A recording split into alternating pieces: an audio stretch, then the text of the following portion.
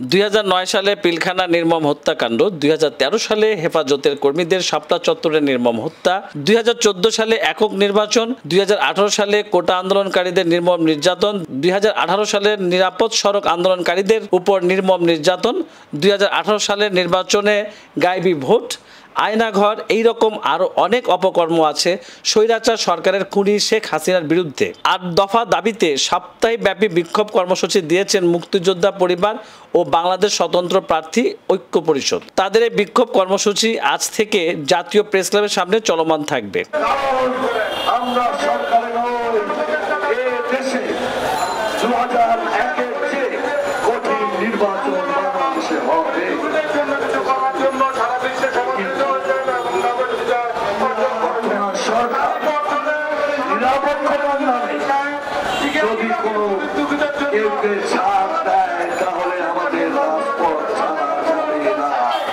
S K মামুনের ক্যামেরায় Suman Sheikh, NN TV, জাতীয় প্রেস ক্লাব, ঢাকা।